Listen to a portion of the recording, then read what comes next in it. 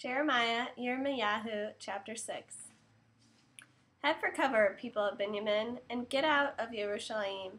Blow the shofar in Tokah, light the beacon on Beit HaKerem, for disaster threatens from the north with great destruction. Although she is beautiful and delicate, I am cutting off the daughter of Zion.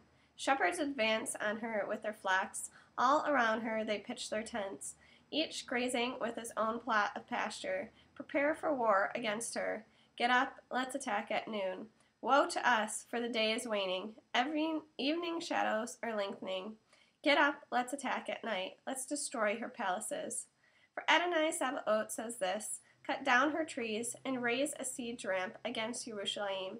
This is the city to be punished. In her there is nothing but oppression. Just as a cistern keeps its water fresh, so she keeps her wickedness fresh.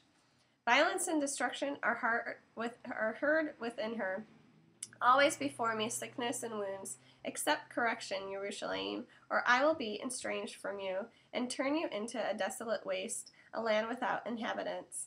Thus says Adonai Sabaoth: they will glean the remnant of Israel, as though thoroughly as in a vineyard. One last time, like a grape picker, pass your hand over the vines. To whom should I speak? Whom should I warn? Who will listen to me? Their ears are dull, they can't pay attention. For them the word of Adonai has become unattractive, an object of scorn. This is why I am full of Adonai's fury. I am weary of holding it back. Pour it out on the children in the street and on the groups of young men gathered, for husbands and wives will be taken together, seniors as well as the very old. Their homes will be turned over to others, their fields together with their wives. Yes, I will stretch out my hand against those who are living in the land, says Adonai, for from the least to the greatest of them, all are greedy for gains, prophets and Kohanim alike. They all practice fraud. They dress the wound of my people, but only superficially, saying, there is perfect shalom, when there is no shalom. They should be ashamed of their detestable deeds, but they are not ashamed at all. They don't know how to blush. Therefore, when others fall, they too will fall. When I punish them, they will stumble, says Adonai. Here is what Adonai says: stand at the crossroads and look. Ask about the ancient paths. Which one is the good way? Take it, and you will find rest for your souls. But they said, we will not take it. I appointed centennials to direct them. Listen for the sound of the shofar. But they said, we will not listen. So hear your nations, know, you assembly, what there is against them. Hear, O earth, I am going to bring disaster on this people. It is the consequence of their own way of thinking, for they pay no attention to my words, and as for my Torah, they reject it. What do I care about incense from Shiva, or sweet cane from a distant land? Your burnt offerings are unacceptable. Your sacrifices don't please me. Therefore, thus says Adonai, I will put obstacles in the way of this people, that they will stumble over. Fathers and sons, neighbors and friends, all will perish together.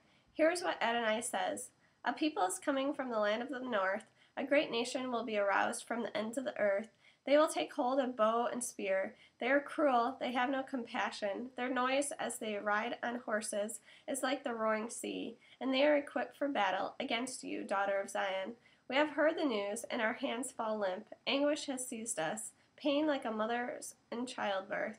Don't go into the countryside. Don't walk out on the road. For the sword of the enemy is spreading, terror in every direction. Daughter of my people, put on sackcloth, roll in ashes, mourn as if for an only son, wail most bitterly, for suddenly the destroyer will come upon us. I have made you a refiner and tester of my people, to know and test how they behave. All of them are total rebels, spreading slanderous gossip. They are bronze and iron, inferior metals. All of them are corrupt. The bellows blast away, and though the lead is consumed by the fire, in vain has the smelter refined. For the wicked have not been separated. They are called rejected silver, because Adonai has rejected them.